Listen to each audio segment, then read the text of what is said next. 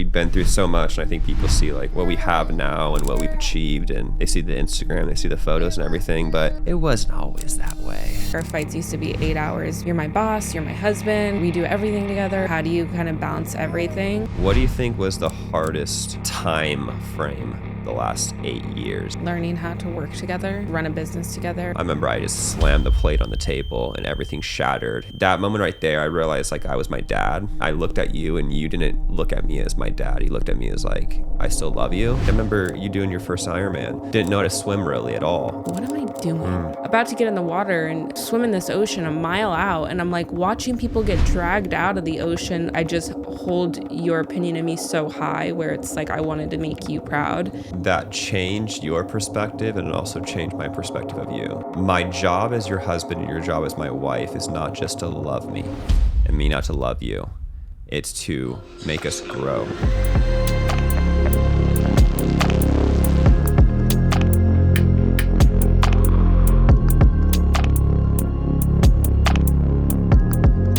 Okay, we got a special guest today. We got the most important person in my life, my wife, my best friend, my business partner, my training partner. We've done really everything together. So Thank you, Jared Carver, for having me. It's an honor to be here. Oh man, I think for me, what I really want to get into, and we got our son, in the bouncer right now, and so if you guys hear any babies, that's the reason why. We got a 4-month-old and now 2 years and like a couple months. Yeah. Which that little monster is on the camera right now, so he might be running in any second. But Meg, I want to start just from our journey. Like we've been through so much, and I think people see like what we have now and what we've achieved, and they see the Instagram, they see the photos and everything, but it wasn't always that way, you know. I think when we first met, you met me in a garage starting a company. I met you and you were a waitress at Lucille's and going to school full-time, working full-time, going to school full-time, paying for the whole thing yourself. So I always knew that you had the work ethic, but I would probably be lying if I said that the person I'm sitting across from right now, I could probably see that day one, because I think you just molded into such an amazing person. So the first question I have for you is, what do you think was the hardest time frame of our life the last 8 years? And this could be COVID. This could be, business ups and downs. This could be our relationship. Like, what do you think the hardest time was? I think a lot of people say COVID was really hard, but at the same time, I think that like really flourished our business, because then people were like, oh, wow, wait, we need marketing. But I'd say that the hardest thing for us was just like learning how to work together, like run a business together, and you allowing me to like learn and fail and learn and fail and learn. And I mean, like we always say, like our fights used to be 8 hours, because I was like, you're my boss, you're my husband, we do everything together. It was just kind of like, how do you kind of balance everything? And then you like slowly learn, like, okay, your fights can't last 8 hours. We got shorter and shorter, got better at communicating. But I think the hardest part for us was like learning how to be business partners, training partners, husband and wife, everything like that, was definitely challenging, probably more so for me than it was for you. I mean, because I always kept saying like, fire me, I am moving on, I'm getting a new job, like this isn't worth it. And I'm so glad like we definitely stuck with it, because I always say like, if you can work together with your husband, then you could kind of do, or wife, you can kind of do anything at that point. Like I feel like the transition of having kids, we didn't go through like the stage of like, our marriage was so difficult when we had kids, because I feel like our marriage already went through the difficult part of like trying to run a business together. And I think us working towards the same goal, and me not having a different job and you not having a different job, has given us like a whole like new understanding for each other, where it's not like when you have late nights working, it's not like, gosh, I need more time with him, or we're not spending enough quality time, or things like that. I never felt like our marriage has lacked that side of it, because we're working towards the same goal. And it's like, how can we get more clients together? Or how can we, last night it's 10 o'clock at night and we're talking about a client, like what can we do for this process, and how can we make this process easier for her, and in return make it like, and that's like exciting for us, where it's 9:30 at night and I'm researching different things, I'm texting our clients, and I'm like, we're fully invested in it together, versus like, I have no understanding. I'm like, gosh, all he's in there is like just working on his computer. It's like, no, you're providing also for our family. And I want our business to succeed as just much as you do. Yeah, and it wasn't always that way, which I think that's the cool thing is like we molded into this whole thing. Like if you think about the beginning of our relationship, that wasn't your role. I think some people probably think like, oh, she was a business person from the start, and you know she was who she is now. And the one thing I'll say is like you're the most caring, loving, authentic person I've ever met. Like you won't ever, you'll tell the truth. Like you're not this person just like, oh, you're so sweet. Like no, like you're sweet, but like you will say the truth. You will give it to me straight. You'll give it to anybody straight.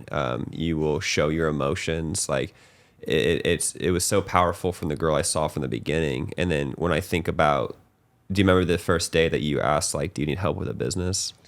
Yeah, I mean, you were probably on like your fourth all-nighter.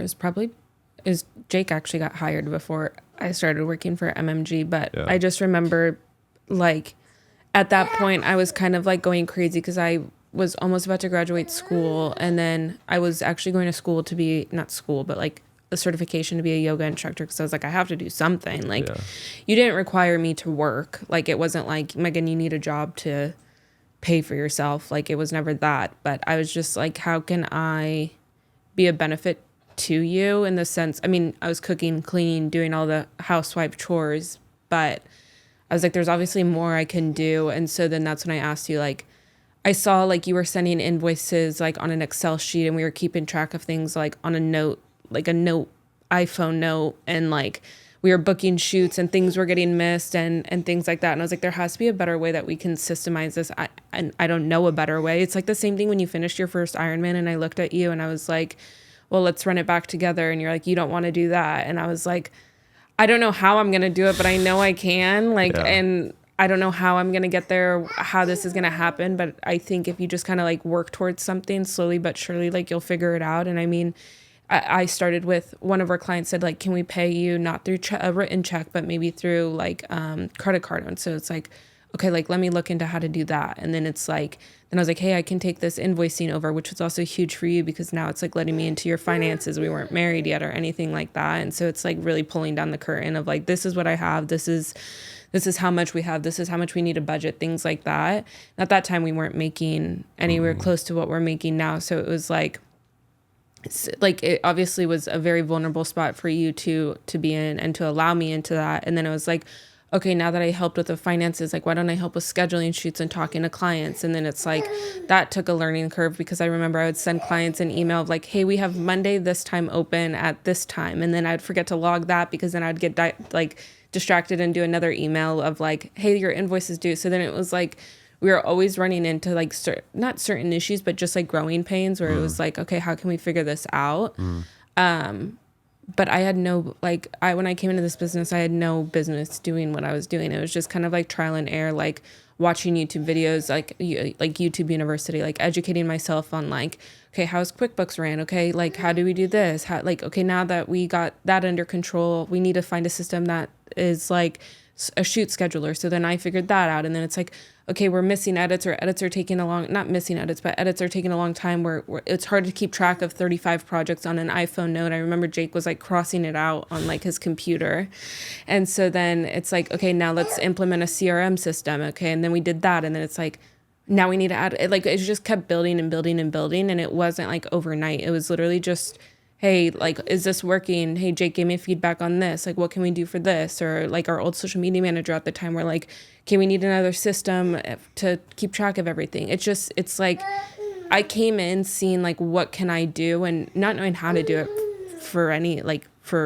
I didn't know what I was doing. It was just learning as I went. And I think that's honestly when you learn the most. It's like, because you're so ignorant to everything that it's kind of allows you to ask more questions and figure things out. And then now here I am and doing it all. And Yeah, it wasn't overnight. It was every night, right? Like it was every night of us just, okay, here's this problem. Okay, let's try to solve it. How do we do it? I'm not sure.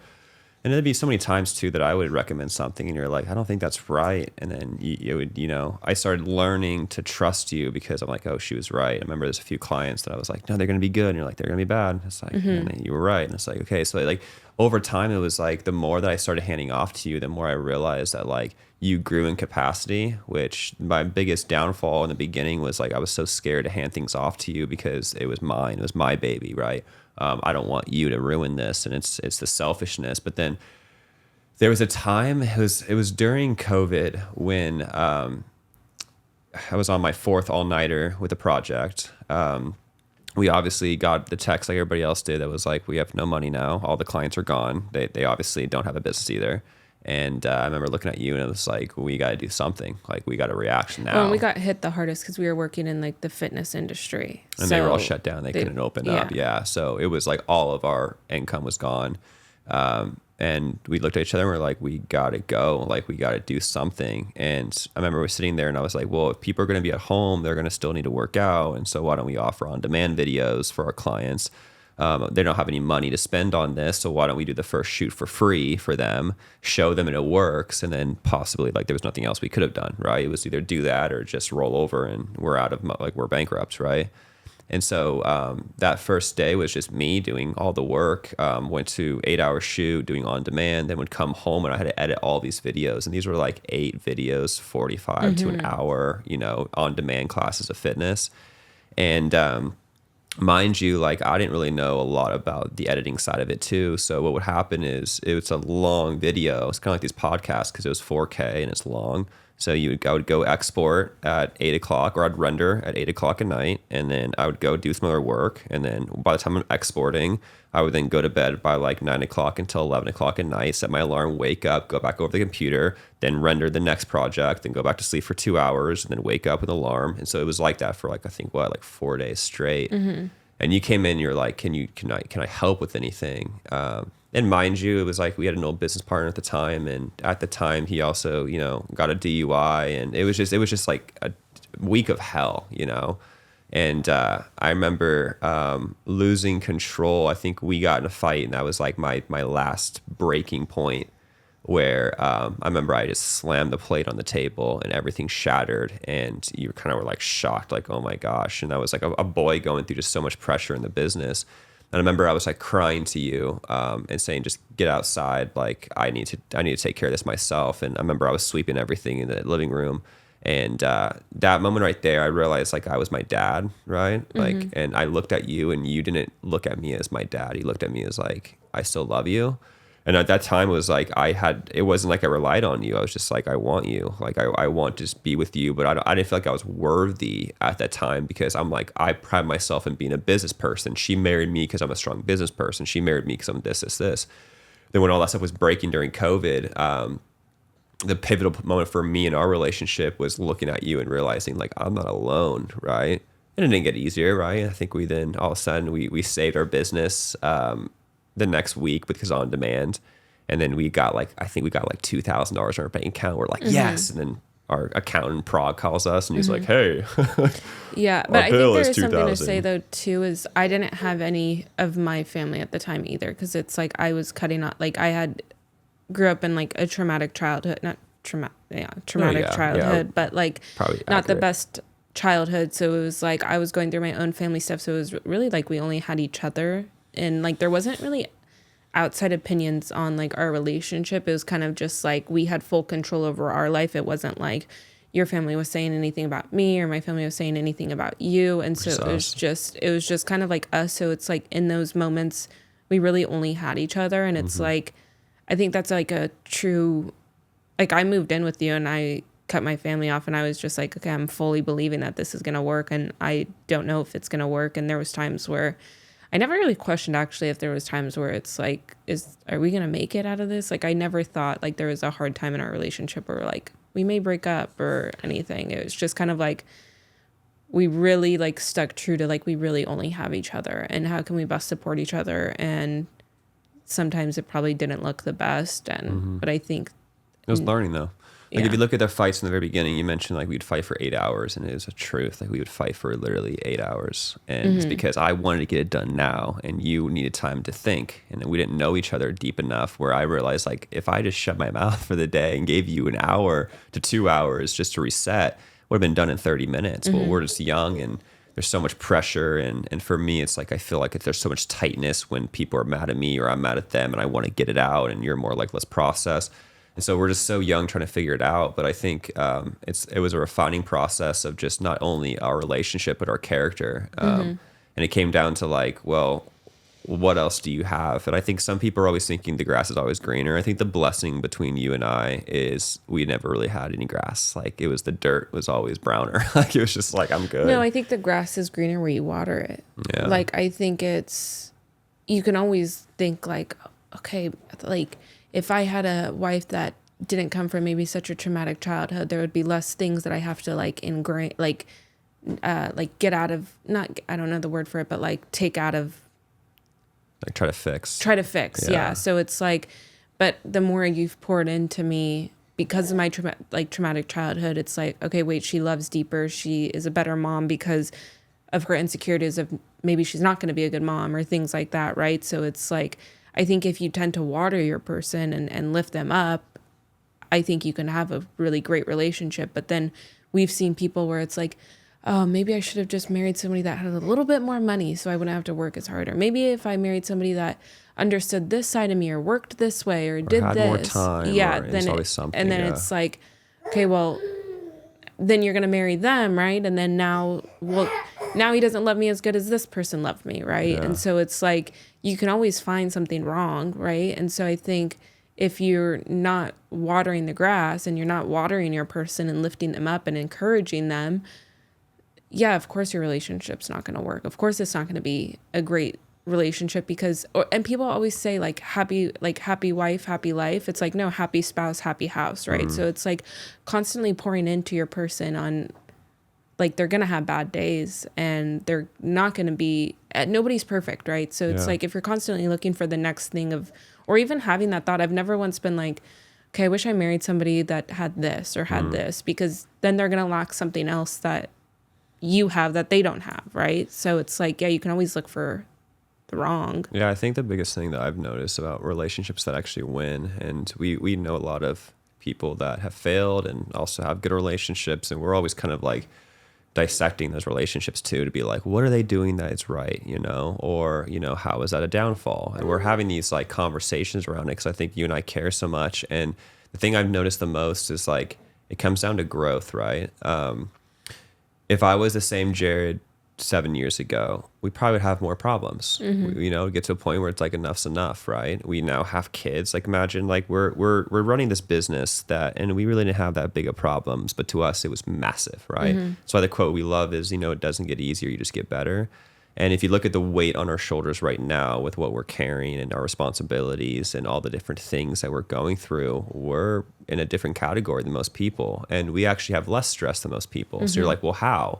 It's like, well, because like if you guys knew what we actually went through, and we see that with the most successful people, like we're talking to, Rick Gutman, we're talking to all these different people that we look up to. And we're like, oh, if you actually get deep into their life, it was a miserable life. It was so much heartache. It was so much negatives.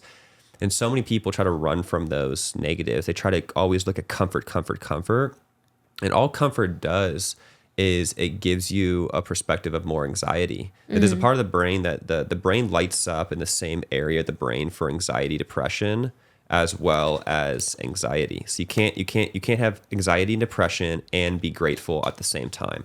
So that's why some people says like, well, if you are anxious, just go to gratitude. And it sounds like kind of word magic, but it's like, no, it's part of the brain that activates the same way. And so if you think about it, you're like, well, why is it these people that have the whole entire world? You see the housewives, you see the multimillionaire girls that get, their trust funds and everything else, right? Why are they so miserable? It's because you're always chasing the next thing. And then you look at somebody, that has nothing, they come from poverty, and they are so happy when it starts to rain or something so simple, right? And so I've kind of learned that like in a relationship, number one, you got to grow yourself. You got to be committed to growth. And you also have to be willing to grow your spouse as well. Now, how do you grow your spouse? You got to allow them to go through their own journey. You can't fix them. You can't try to do everything for them. If I try to fix you, I remember you doing your first Ironman.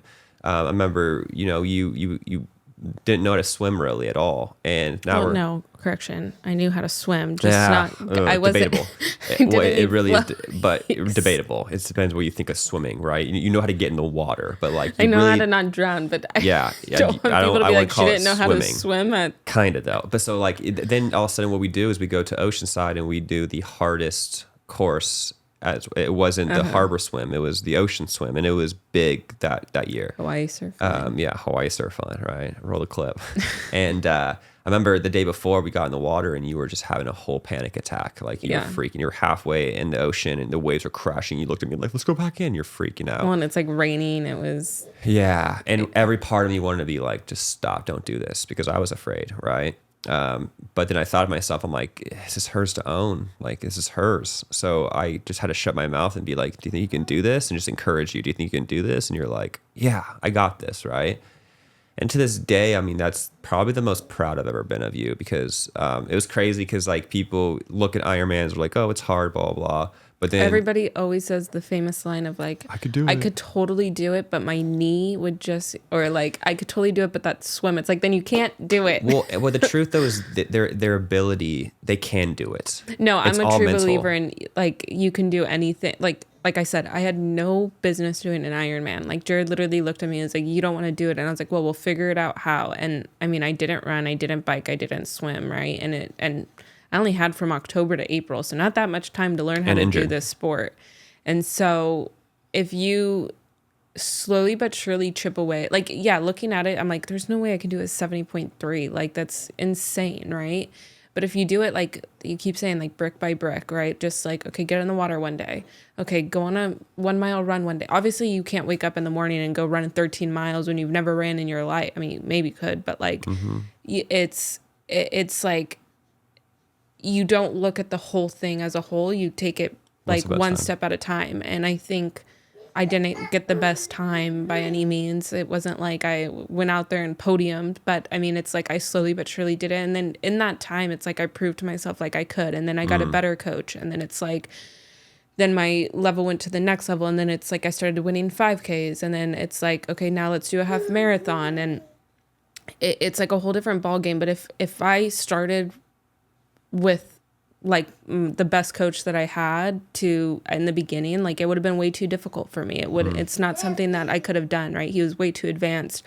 So it's like you start at a lower level with a lower level coach, and then it's like you work your way up, and then you do your first Ironman, and then you do your race, and then you win that. And then it gives you like this confidence of like not giving up. And I think a lot of times it's like, yeah, I mean, there was times when we were training for the 70.3 where I was like, what am I doing? I mean, even the morning of, like, I'm about to get in the water and swim in this ocean a mile out. And I'm like watching people get dragged out of the ocean, almost die. Like, I mean, there's people dying Yeah. in 70.3s all the time. And like, I'm like, what am I about to do? And I remember just like, I got so far out in the middle of the ocean. Like, if you ask me about it, I don't remember it because like I was in such fight or flight mode where it was just kind of like, I don't remember the swim. And it's funny because we always joke, but like when you're finishing the bike in Oceanside, there's like these huge tanks and helicopters because you're going through Camp Pendleton. And Jared's like, did you see the tanks? And I'm like, What tanks? What tanks? What big planes? Yeah, Like, what oh, they're big literally on the planes? right. Like, But like you're just so, I was so just head down and scared and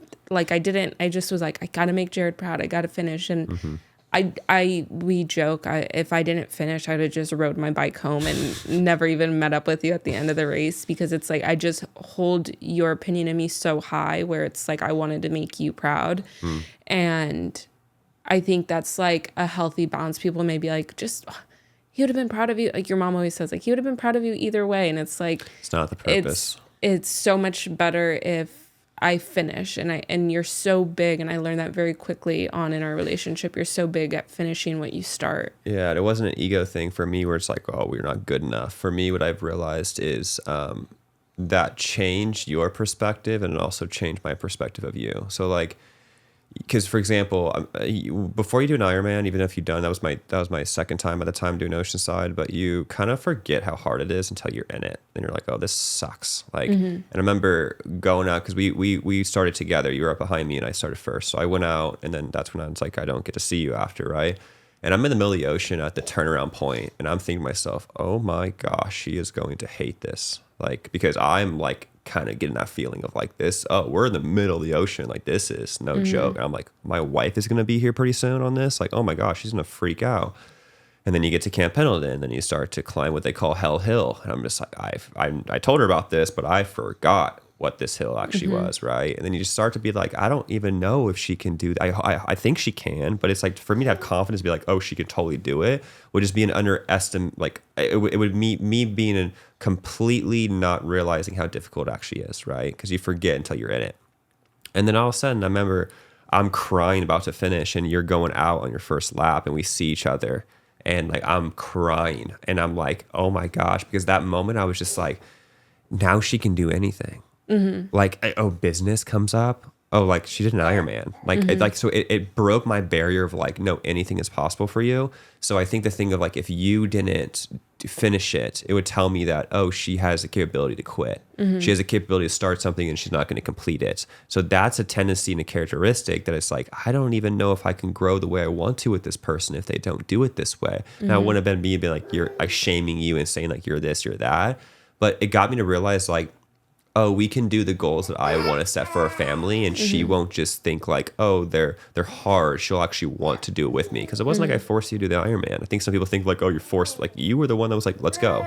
You were in the pool every single day. You were the one doing all this different stuff, and so. Well, that's the thing too. I think I had to ask myself in these moments of like, why am I doing this? And if I was doing it for you, it'd be really hard to like have the motivation to do it, right? Because it's like you're on the bike for 3.5, 4 hours, and then you're running hours, 2 hours, and then you have to wake up at 4:30 in the morning some days to get it done because we're running a business. And so it's like if I was doing it for anybody else other than myself, it'd probably be really hard, or I probably would want to quit. But it's like if you have the goal of, I mean, right now it's like I'm 3 months postpartum working to get my body back. If I was doing it for anybody else other than myself, it'd be really hard to have the motivation to weigh every single meal, to hit the gym with 2 kids, maybe holding my baby, things like that, right? So it's like, what is the real reason you're doing the things that you're doing?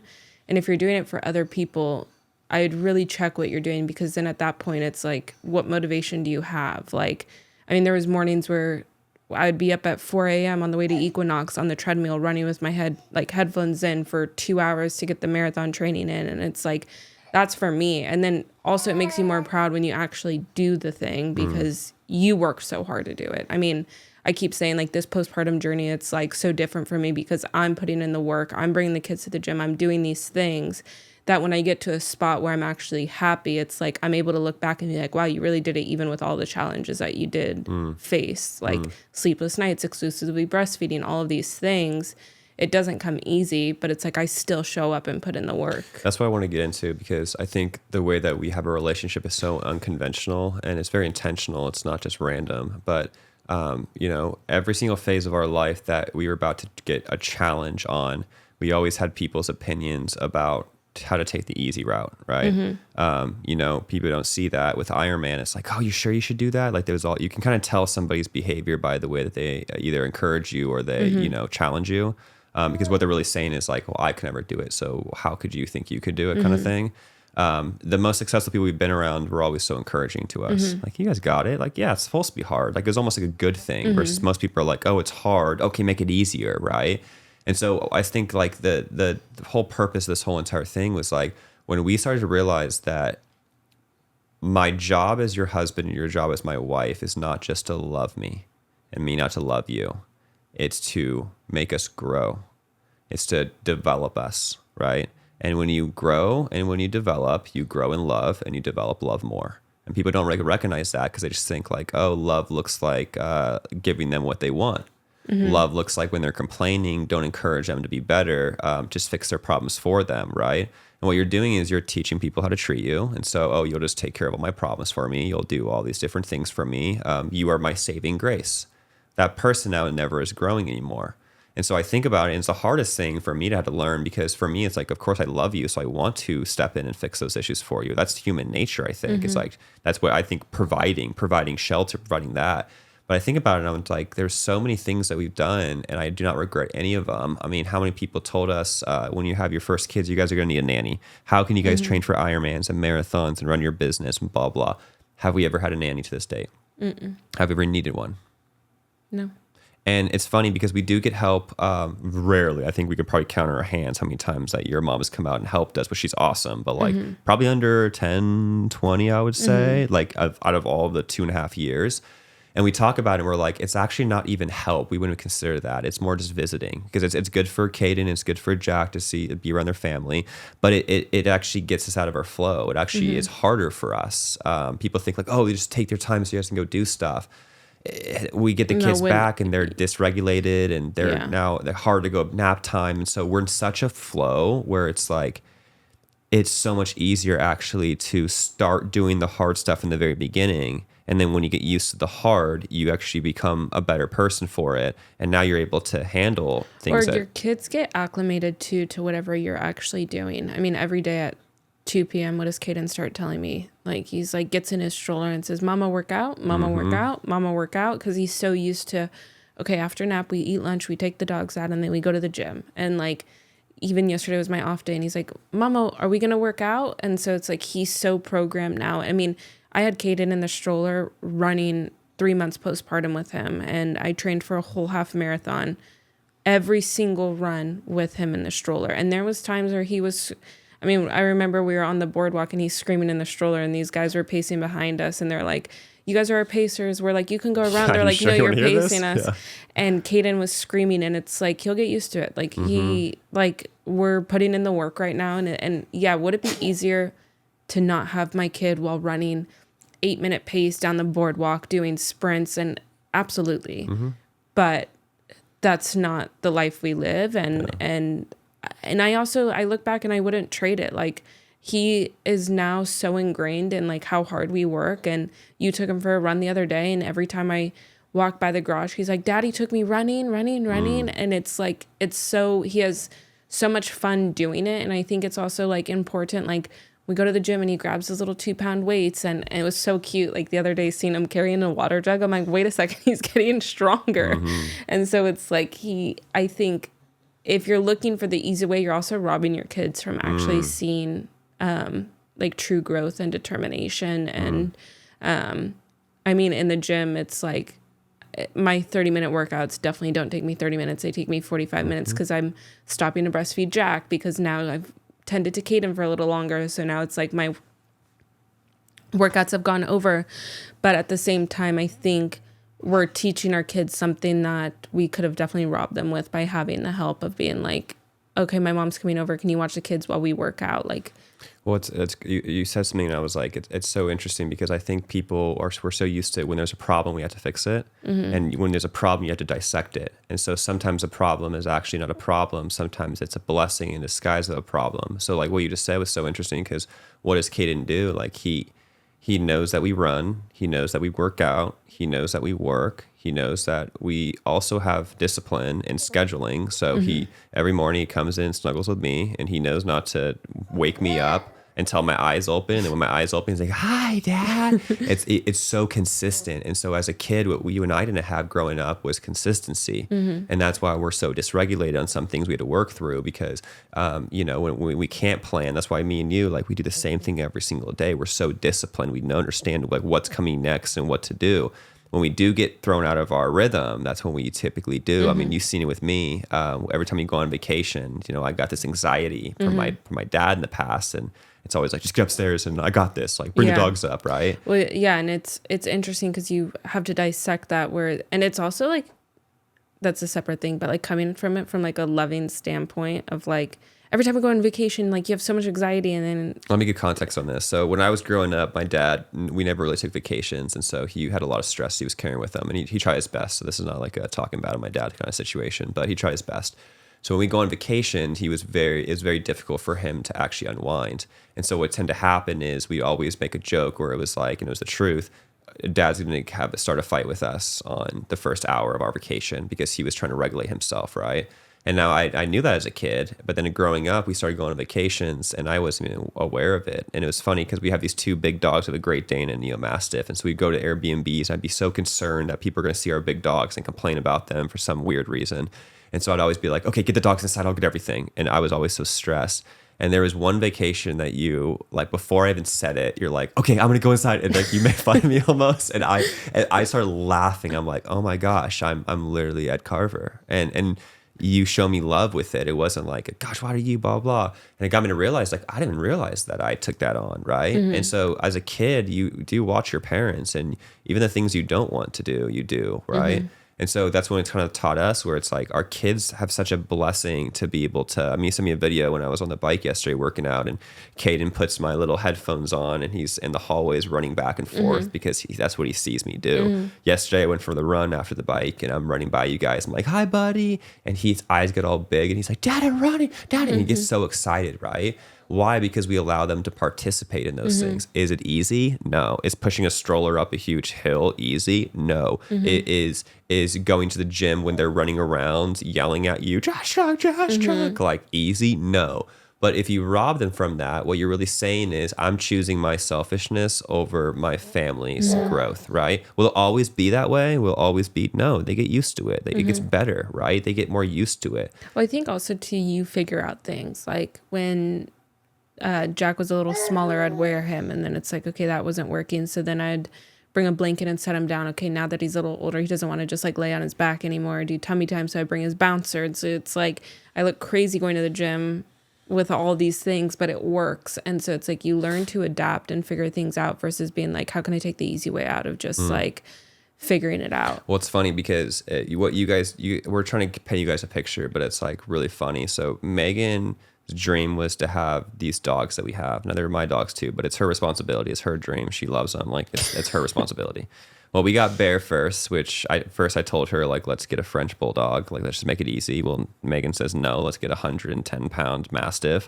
And then it wasn't, she's like, well, my dog now needs a dog. And so then it's like, okay, well, let's go look at this dog in Oceanside. And we go down to Oceanside, and it's a Great Dane. And we're like, okay, here we go, right? So that's enough for most people. It's funny, we have a joke where every time we have to hire dog sitters that are like pretty bigger people, right? Like bigger men and like people that can handle our two dogs, right? We've gotten calls of them not being able to handle our dogs. Megan every morning has the stroller with Caden in it. She's wearing Jack, and she has the two dogs next to her, and she's walking. People are like, this girl is insane. Yeah. The thing is, she has everything under control. Some people think, well, what if that dog goes right? What if that dog goes left? Like, she would separate in half. That's probably true, but it never would happen, because I've learned that the way somebody actually walks their dog, the way it shows their leadership, it shows their confidence, it shows what they're doing. That's why we see that the guy out here with his dog, it's like the dog's pulling him, it's all chaotic and everything. You're walking all nice and calm. We give those dogs to somebody else who's not confident. The dogs then start to get skittish. They're reading off of your energy. And so I think, like, you look at that and you're like, well, gosh, like, Jared, can't you just take care of the kids while she takes the dogs out? And it's like, well, actually, you start to notice that the dogs are actually worse without, again, what they're used to. Yeah. And so when I go on walks with you to help you out, it's actually worse for you, right? It's like the dogs are all chaotic, Caden's all freaking out. And so it's like, whatever you do consistently, it might be hard from the very beginning. And this is everything. This is business. This is life. It will be hard in the beginning. But if you can stick on it and you keep going through it, don't look at failure as a bad thing. Look at failure as like a lesson for you to learn from. Because I always say, like, if people could look at me and your body and every failure we ever went through in business, relationships, parenting, and we had a cut on our body, like, our bodies would be covered in blood, right? We probably fail so much more than the average person, which is why we succeed more than the average person, because it's data. Oh, that wasn't right. Let's come back and let's talk about it. Hey, Jared, you said this, and that made me feel this way. Oh, I didn't mean to do that. Okay, let's try to do it differently, right? And then I don't do it well again, and then let's revisit it. We never give up on each other. Like, I think that's the coolest thing about our relationship is, like, we now don't have these long fights anymore. We rarely ever fight. When we do, I know how to treat you differently than I did in the past, and you know how to treat me differently in the past. A lot of times it's just like, Jared, go for a run. Just get out of the house and like. I would say the biggest thing though is too, it's like I don't think like I don't feel like I'm like a nagging person either. And I feel like if there's something like that I'm really trying to, like, I want you to fix, or maybe I like want you to see, like, I mean, we just went through this like with like Iron Man, right, of like deciding with the Philippines. That was something that I prayed about for so long before we even had conversations of like because I can't come to you and say, hey, like, you're spending so much time doing Ironmans, you're spending so much time doing the business. I mean, I've tried that, right? And it kind of Let's give context. doesn't So work. we had a goal for 5 years about Ironman 70.3 World Championships. So Jared goes and gets that goal, and that was a credible amount of sacrifice, not just for me, but for a whole family, for you. And you were always there. You know, people look at it as like, oh, was it like you sacrificed? But like we did it together. It was a sport we both did, but it was sacrifice, right? I wasn't able to be there for a lot of things, and there's always a workout we have to do and always planning more, right?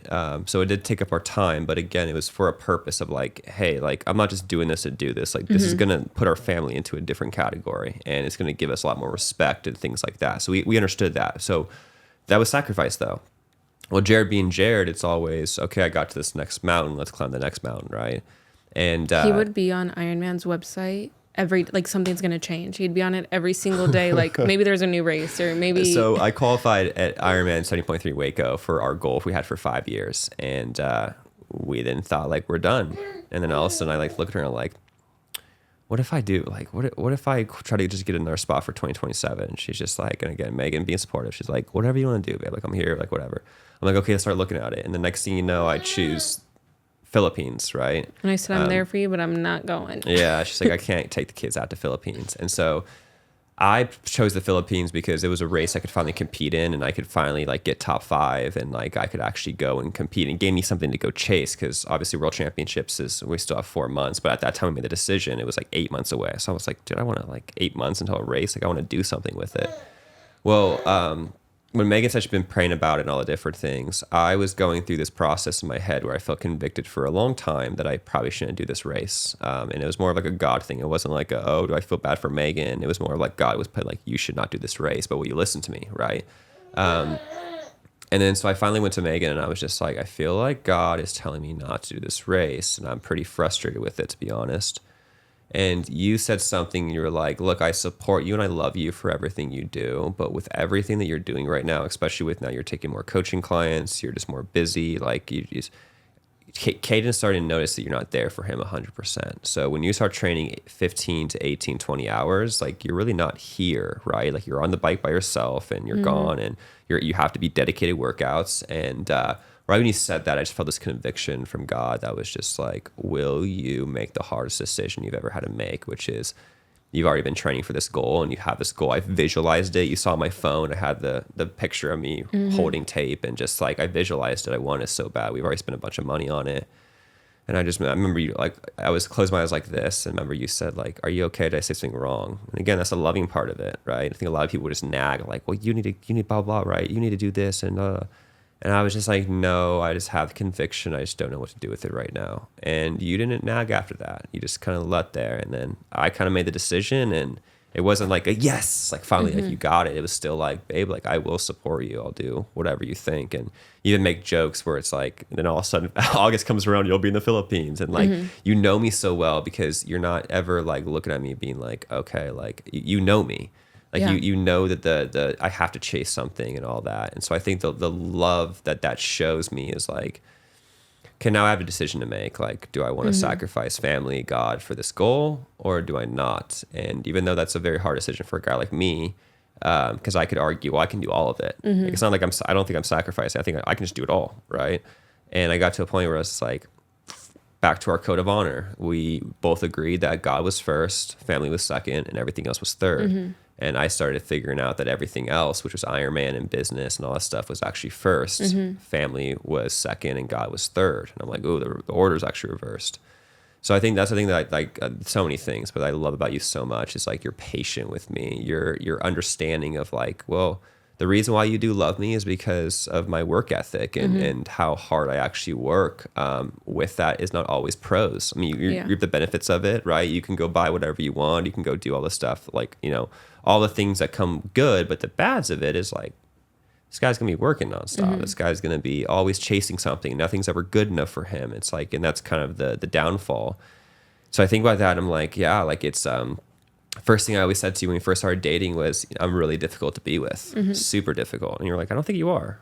And it's, I feel like over the years, though, I've learned the power of like silence, though, because there was times like I probably would have come to you and been like, you're not present with Caden. Like all he wants to do is play golf with you, right? Or things like that. Like, but then I realized like being silent and actually praying about it. Like if you're a believer and you believe in the power of prayer, right? Like you can really talk to God about anything. And it's not my job to show you like, hey, like, do you believe you're showing up the best you can for like the family side I think of it? you are, though, without knowing it. I think what would happen is if you did come to me verbally with the whole thing, I would probably start to get defensive. Like, That's what I'm well, saying. you have all the stuff that you have because of what I built, and this is how I got it. So why are you now attacking? It's like now we go defensive on each other, right?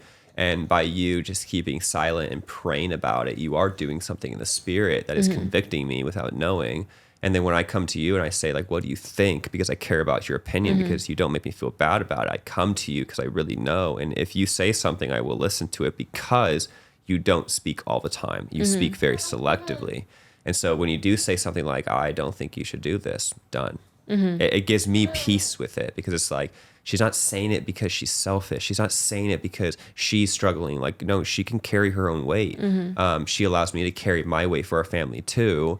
And I think that's like, people say, like, if you want to be successful, you have to have behind every successful man is a stronger woman. And, it's kind of thrown out there and everybody wants that title, but like, there's nobody else I could have done this with. Well, it's like dropping your pride and ego, because Elena Cardone always says like, people always say like, I'm the man behind, or I'm the woman behind the man. And it's like, absolutely, I'm the woman behind you, because I don't want to be front and center. I could care less about, like, yes, I work, but my main job is being a stay-at-home mom and taking care of the kids and taking care of our household. And like, I truly am like the CEO of our household. Like, I make decisions for the kids. I want Caden signed up for this, I sign him up for that. And it's not like I'm texting like, what do you think? Yeah. Or Should I do this? Yes or like, no? it's, hey, I did this and this is what we're doing with the kids. And I don't come into the business and say, hey, we're doing this and I think you should do this and take over that side of it. So it's like, I want to say something on that though, because you earned that though. Because some people might be thinking like, some girls on here might be like, yeah, see, like I should control of it. It's not a,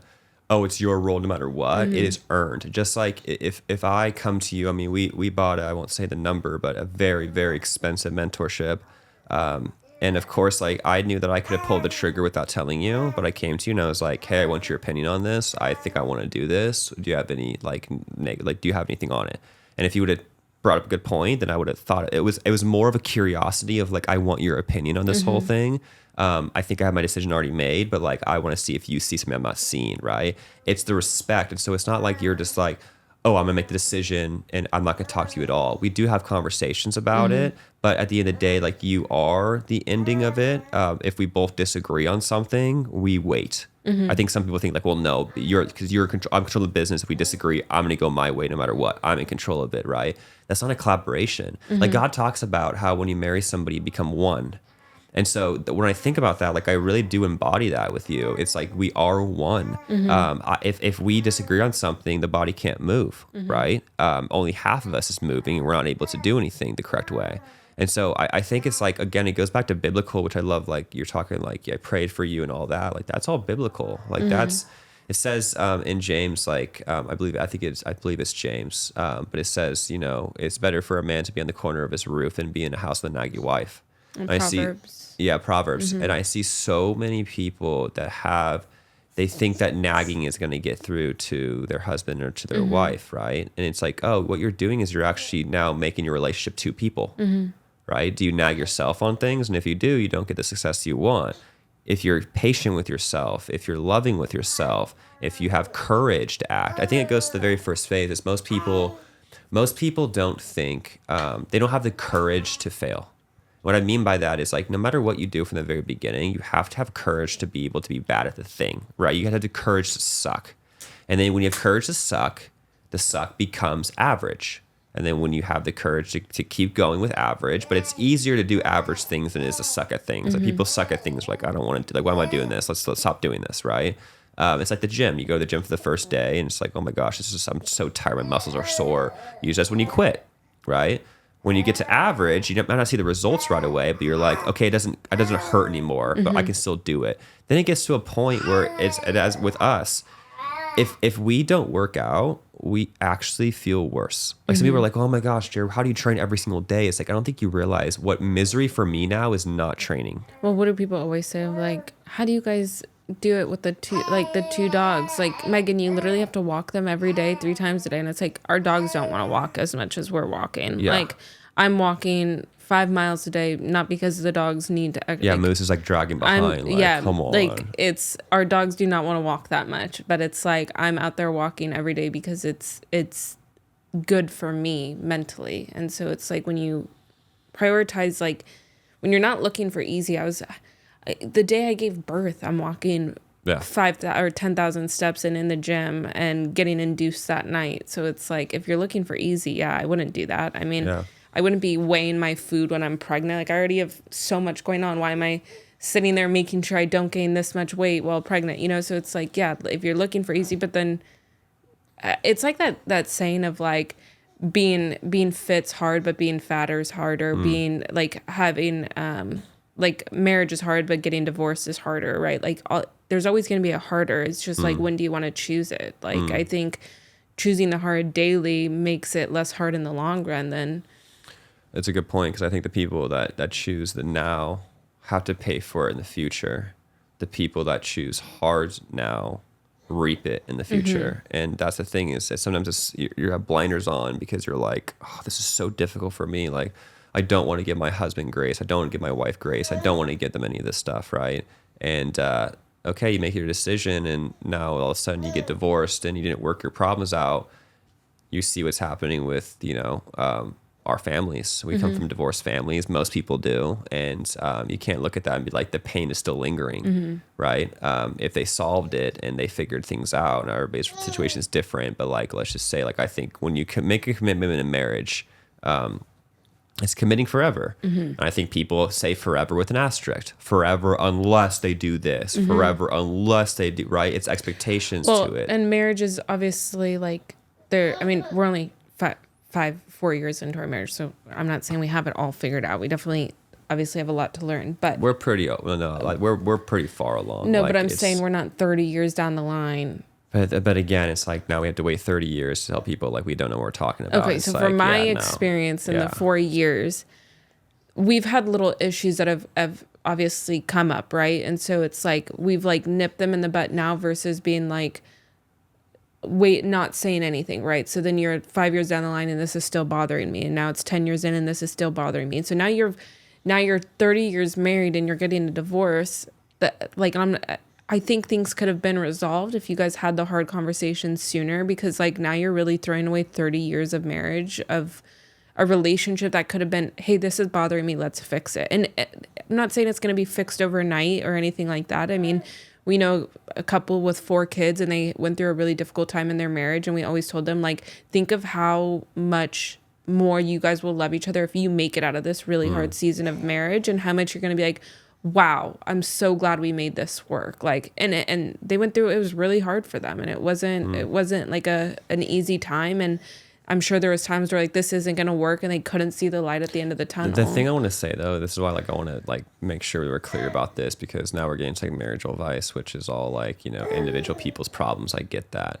The main thing the reason why I push back on you on like, we're only 4 years in, that's just talk for weak people to be like, oh, you'll learn in 10 years, in 15 years, you'll learn. The reality of it is like, we have a clause in our code of honor where there's no exit clause. And we both agree to that heavily. Now it's like, well, yeah, I agree to that, but then what if they do this? What if they do that? What if they, again, like, it's, you're literally taking a word that means forever. Forever actually means forever. Like it's, there is no options. Even if it's hard, I'm willing to do hard things. You've proven you're willing to do hard things as well. And most people have never trained the muscle of doing hard things. And so, yeah, we're not saying our life is going to be perfect. Never is. Like we have ups and downs, but we're able to work hard for each other. And if we don't work out that muscle in other things, when our relationship gets hard, we don't know the fundamentals to actually go at it, right? And so some people are like, well, yeah, talk to me when you're 10 years in. Okay, we're 10 years in. Then someone says, talk to me when you're 20 years in. Okay, we're 20 years in. Yeah, it's the same thing they say with kids. Like, wait until they're...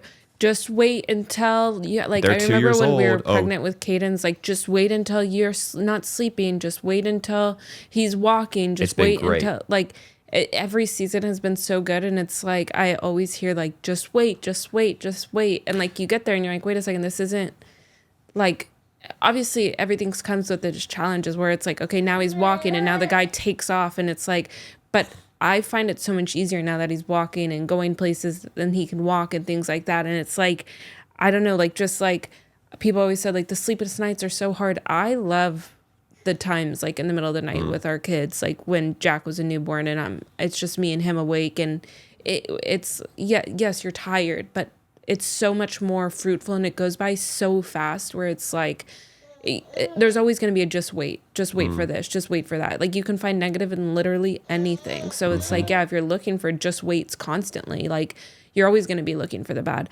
I was just having this conversation with a new mom. She actually was like one of our old clients, and she just had a baby, and I said like, how is it? And she goes, honestly, it's so much better than I expected, and I'm not struggling as much as I thought I would, because everybody said this is going to be so hard, that she's like, I over prepared and braced myself for the worst. And she's like, and now I'm in it and it's not that bad. And it's like, isn't that interesting? Because there's so much around marriage and having kids that it's like, this is going to be so hard. The thing that I've noticed, and we've seen this, this has been proven for us. The people that are hard workers, the people that have success, the people that really work actual hard, never gave us that advice. It was always the people that either they never have like worked out, they never had a goal, they never did anything. They're always complaining about how hard life is, or always complaining about like the negative stuff of it, right? And so we started realizing, we're like for example, one of our old friends and old employees, Carl, had 2 twins, and we asked him like, what's going on? Well, a very difficult pregnancy and almost delivery. lost his wife and almost lost the twins, and that's actually a real situation. We were thinking he has every right to have excuses for it and be like, oh, it's awful. He literally was like, guys, it was like awesome. It was the most beautiful thing. Like obviously it was hard, but like he gave us encouragement when we were meeting with him, right? And we're like, wait a minute, this person had a perfect delivery, like everything was perfect, scheduled C-section, like nothing's wrong. And it was just like, oh my gosh, his baby is crying all the time, right? And you look at the work ethic and you're like, well, Carl knows how to work hard. Like he knows, he has a higher standard for himself. This person doesn't. And so the people that are always commenting to us, it actually exposes who they actually are, where I'm like, I'm not taking advice from these people because one, if I given you our life, if I give you the responsibilities, like the real responsibilities that you have, that person would cave. That person could not carry as much, which is why you always hear people with you always saying the same things about it. Like, and same with me. It's just like they dismiss us. Like, oh, you guys are just different. Everybody, even like when I was pregnant, everybody was like, well, if anybody can do 2 under 2, it's you. Or if anybody can do this, it's you, Megan. And then Megan, like you always figure it out, or you always have so much on your plate. And it's almost like in a bad way they say it to me. Like it was almost like a hateful thing of like, just because like you have it all together doesn't mean I don't. And I definitely have my days, right? Like where it's not easy. I mean, the first 3 weeks of Jack's life having 2 under 2, I came home and I was recovering and I was just like, oh, what did I do? And then I got in a rhythm of it, and I learned how to be a mom to 2 under 2, and now I don't feel like I'm struggling as much, and I feel like I really have it under control. But how did I do that? It's being in the thick of it. It's like learning how to do it and not having this easy way out of like, okay, this is what's going to happen, or things like that. So I think oftentimes, this is going to be like controversial to people, but I don't think as a stay-at-home mom, I don't think it's that hard. I think some days, yes, it's emotionally taxing on you, because especially like at the age Caden's at, he has so many big emotions, and it's kind of a mirror on like what you don't know how to control in yourself. I mean, there's times where I'm like, how am I supposed to regulate him when I barely can regulate myself? That's the challenging part, but I wouldn't say, I mean, the other day, it's Tuesday morning, I'm going to get smoothies with Caden, I'm walking around the Spectrum, I'm going shopping, I come home, I put him down for a nap, and I work a little bit, and then it's like, he's up, I take him to the gym, like, it's not hard work, right? Like, I think being the man of the house, providing for your family, having that stress is a lot harder. I think what, like, you and Jake are doing on a daily basis of, like, okay, we need to make X amount of money, we need to do this to provide, right? Like, that's very stressful. That's really hard. Going to get smoothies with my kid on a Tuesday morning is not hard, right? And so I think changing your perspective and being like, I get to do this. I get to be home with my kids. I mean, we've never missed a milestone for our kids.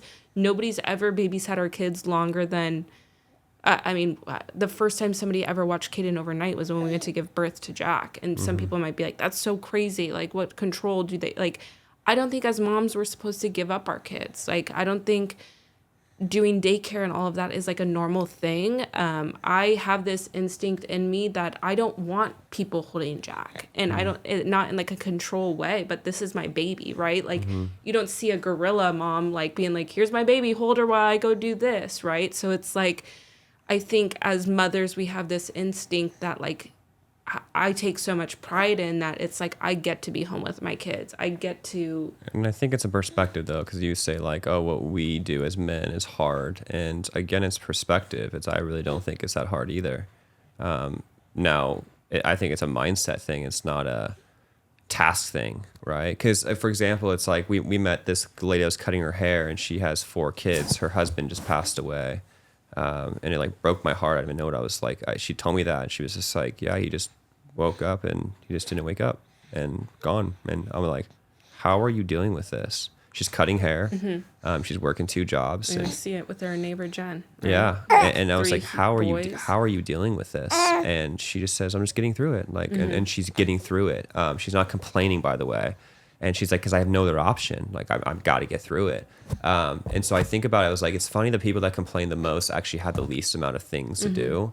And the people that have the most to do, like, they're so, I mean, you mean like a Hispanic mom that has like 16 kids. Like, she is the nicest person. Like, just everything is so great, and she's so loving and all that. So I think it's like, it's funny because I always say the people that are the most miserable in the world are trust fund babies that are given everything. And so like the worst thing you can do to somebody is give them peace and give them these things that you have to earn peace. You have to earn these things, right?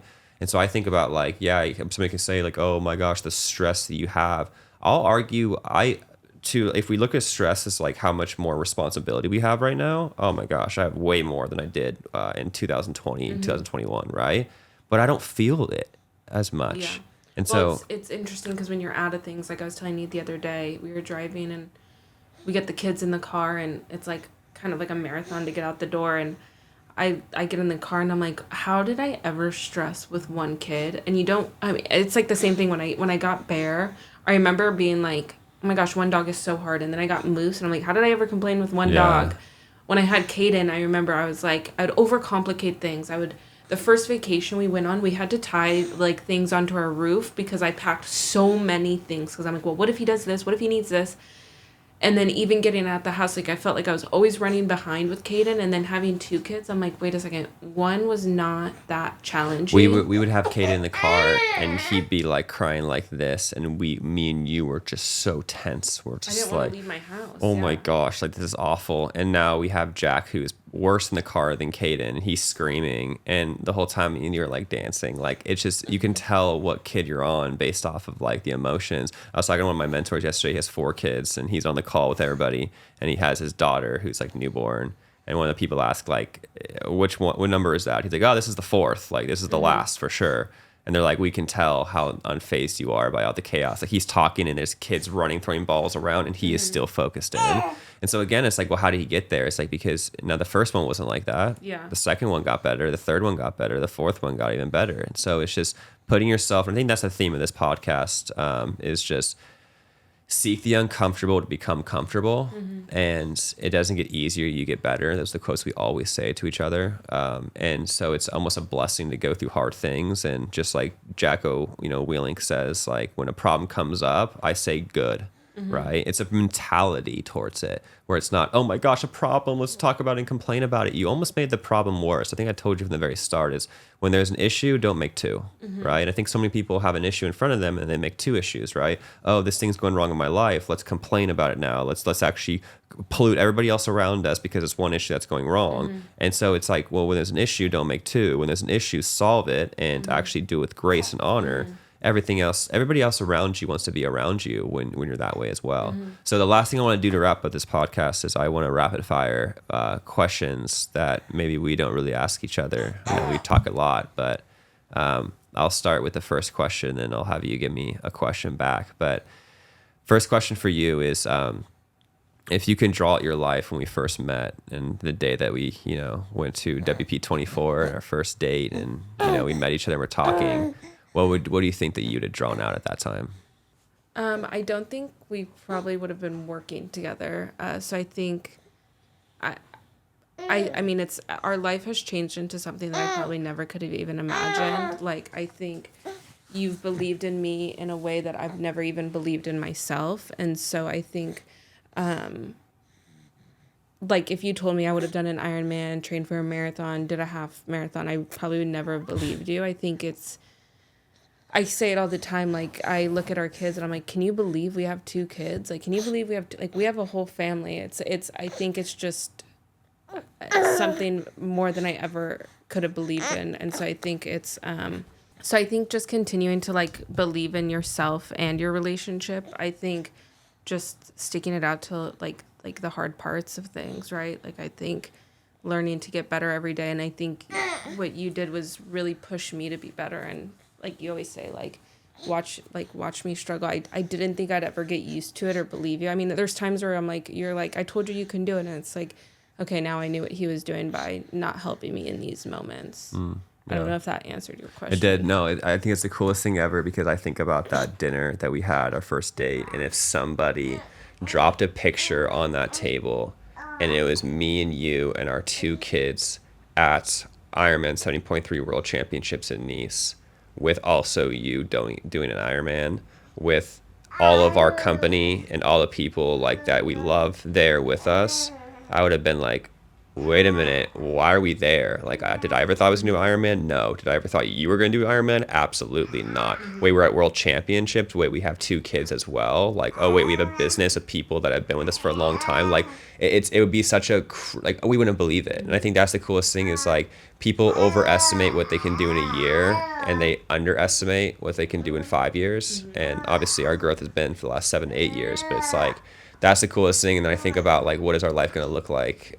in 5 years from now? Over the last 5 years of you doing Ironman, what have you learned? Because obviously, like when you first started, right, you were like, insert a picture of like what you look like Thanks. Yeah. on the bike and things like that, That right? guy. Yeah, that guy. No, but I'm saying like That guy's so hot. What's Theo Von say? It's like there's nothing sexier than a man riding a stationary bike that goes nowhere.